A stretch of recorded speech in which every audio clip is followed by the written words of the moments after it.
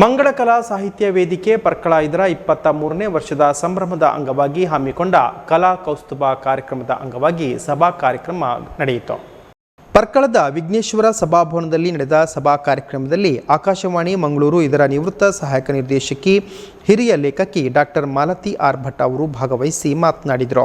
ಉಡುಪಿ ಜಿಲ್ಲಾ ಕಾರ್ಯನಿರತ ಪತ್ರಕರ್ತರ ಸಂಘದ ಅಧ್ಯಕ್ಷ ಹಾಗೂ ಹಿರಿಯ ಪತ್ರಕರ್ತ ಸುಜಿ ಕುರಿಯಾ ಅವರು ಸಾಹಿತ್ಯವು ಒಬ್ಬ ವ್ಯಕ್ತಿಯ ಜೀವನವನ್ನು ಹೇಗೆ ರೂಪಿಸುತ್ತದೆ ಎಂಬುದನ್ನು ವಿವರಿಸಿದರು.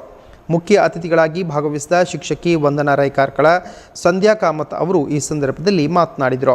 ಸಮಾರಂಭದ ಅಧ್ಯಕ್ಷತೆಯನ್ನು ವಹಿಸಿದ ನಟರಾಜ್ ಪರ್ಕಳ ಅವರು ಅಧ್ಯಕ್ಷೀಯ ಮಾತುಗಳನ್ನಾಡಿ ಮಂಗಳ ಕಲಾ ಸಾಹಿತ್ಯ ವೇದಿಕೆ ಹಮ್ಮಿಕೊಂಡಿರುವ ಕಾರ್ಯಕ್ರಮಗಳ ಬಗ್ಗೆ ಮತ್ತು ಅದರ ಉದ್ದೇಶದ ಬಗ್ಗೆ ವಿವರಿಸಿದರು. ವೇದಿಕೆಯ ಸಂಚಾಲಕ ಮಂಜುನಾಥ್ ಉಪಾಧ್ಯಾಯ, ಪೋಷಕರಾದ ಭುವನ ಪ್ರಸಾದ ಹೆಗಡೆ ಮುಂತಾದವರು ಉಪಸ್ಥಿತರಿದ್ದರು. ಇದೇ ಸಂದರ್ಭದಲ್ಲಿ ಗಣಪತಿ ವಿಗ್ರಹ ತಯಾರಕರಾದ ದೇವರಾಜ್ ನಾಯಕ್ ಸಣ್ಣಕಿಬೆಟ್ಟು ಹಾಗೂ ಸೃಜನಶೀಲ ಛಾಯಾಗ್ರಾಹಕರಾದ ನಿಧೀಶ್ ಕುಮಾರ್ ಪರ್ಕಳ ಅವರನ್ನು ಸನ್ಮಾನಿಸಲಾಯಿತು.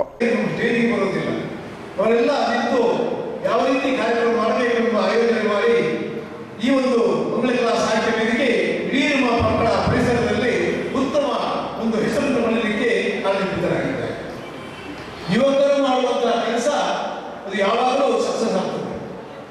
ಅವರನ್ನು ಅವರು ತೊಡಗಿಸಿಕೊಂಡು ಬೇರೆ ಯಾವ ರೀತಿಯಲ್ಲಿಯೂ ಅವರು ಒಂದು ಬೇಡವಾದ ವಿಚಾರಗಳಿಗೆ ಹೋಗದೆ ತಮ್ಮದೇ ಆದ ಒಂದು ಒಳ್ಳೆಯ ಕಾರ್ಯಕ್ರಮ ನಾವು ಪರ್ಕಳ ಪರಿಸರದಲ್ಲಿ ಕೊಡಬೇಕು ಎಂಬ ನಿಟ್ಟಿನಲ್ಲಿ ಅವರೆಲ್ಲ ಇಷ್ಟು ವರ್ಷಗಳಿಂದ ಶ್ರಮಿಸ್ತಾ ಇದ್ದಾರೆ.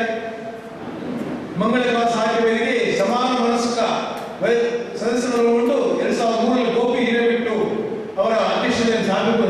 ಇಲ್ಲಿಂದ 20 ವರ್ಷಗಳ ಕಾಲ ನಿರಂತರವಾಗಿ ಕಲೆ, ಸಾಹಿತ್ಯ, ಸಾಂಸ್ಕೃತಿಕ ಹಾಗೂ ಸಾಮಾಜಿಕ ಕ್ಷೇತ್ರದಲ್ಲಿ ಕಾರ್ಯನಿರ್ವಹಿಸಿಕೊಂಡು ಬಂದಿರುತ್ತದೆ.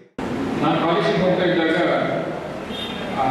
ಕವನ ಲೇಖನ ಅಥವಾ ಹನಿಗವನ ಪ್ರಬಂಧ ಬರೆಯಲಿಕ್ಕೆ ಈ ಮಂಗಳದ ಮೂಲಕ ಬರ್ತಿದ್ದಂತಹ ಜಿಲ್ಲೆ ಮತ್ತು ರಾಜ್ಯ ಮಟ್ಟದ ಮಂಗಳ ಕಲಾ ವೇದಿಕೆ ಸ್ಪರ್ಧೆ ಮೂಲಕ ಒಂದಷ್ಟು ನಡೀತಾ ಇತ್ತು. ಬಹುಮಾನ ಕೂಡ ಕೊಡ್ತಾ ಇತ್ತು.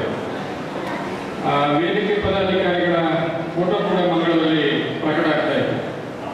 ಕೆಲವರಿಗೆ ಪತ್ರ ಸಂಬಂಧ, ಕೊನೆಗೆ ಮದುವೆಯಲ್ಲಿ ಕೂಡ ಮಂಗಳ ಆಗಿದೆ ಕೆಲವು ಕಡೆ.